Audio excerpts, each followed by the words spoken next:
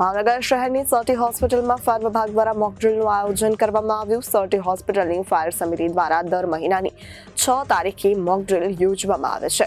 ભાવનગર સર્ટી હોસ્પિટલમાં 6 સપ્ટેમ્બર નિમિત્તે જૂના બિલ્ડિંગમાં આગ લાગી હોવાની ઘટનાને પગલે મોક ડ્રીલ યોજાઈ હતી। ભાવનગર શહેરની સર્ટી હોસ્પિટલમાં ફાયર વિભાગ દ્વારા મોક ડ્રીલનું આયોજન કરવામાં આવ્યું હતું। સર્ટી હોસ્પિટલ ફાયર સમિતિ દ્વારા દર મહિનાની 6 તારીખે મોક ડ્રીલ યોજવામાં આવે છે। ભાવનગર સર્ટી હોસ્પિટલમાં 6 સપ્ટેમ્બર નિમિત્તે જૂના બિલ્ડિંગમાં આગ લાગી હોવાની ઘટનાને પગલે મોક ડ્રીલ યોજાઈ હતી। સિક્યુરિટી સ્ટાફ સહિત કેવા પ્રકારની કામગીરી કરે છે તેને લઈને નિરીક્ષણ કરાયું હતું। જો કે ફાયર વિભાગ દ્વારા વારંવાર સર્ટી હોસ્પિટલ ખાતે મોક ડ્રીલ યોજાય છે, પણ દશેરાએ ઘોડું દોડશે કે નહીં તેવા પ્રશ્ન જનમાનસમાં ઉઠી રહ્યા છે।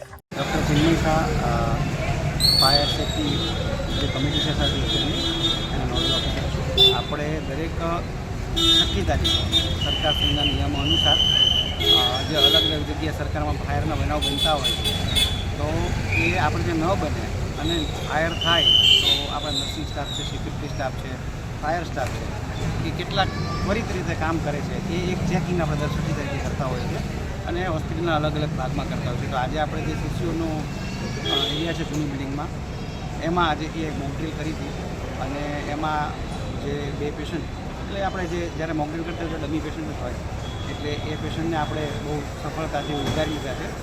1 મિનિટની અંદર આપણી હોસ્પિટલની ફાયર ટીમ આવી ગઈ હતી અને ફાયર ઓફિસને જાણ કર્યા પછી 3 મિનિટમાં આપણું જે કોર્પોરેશનની ફાયર ટીમ છે એ પણ 3 મિનિટમાં આવી ગઈ હતી।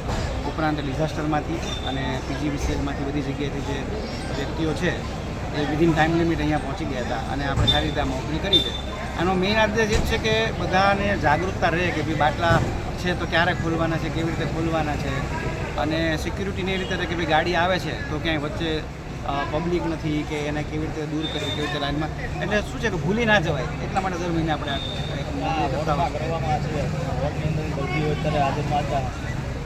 હા જે દર્દી હોય છે એને આપણે જાણ કરતા હોઈએ છીએ કે જેથી એમને પેનિક ના થાય કે ભાઈ આ રીતનું થશે, આ રીતની એક્ટિવિટી થશે, એટલે તમે આટલું ધ્યાન રાખજો કે ભાઈ દાખલા તરીકે જે સગા એમને જ બેઠા હોય છે એને આપણે કહીએ ભાઈ તમે થોડીક વાર માટે બહાર જતા રહો, અને બને ત્યાં સુધી આપણે બધી તકેદારી રાખતા હોય છે કે જેથી એક્ઝિસ્ટિંગ પેશન્ટ છે એને તકલીફ ન પડે।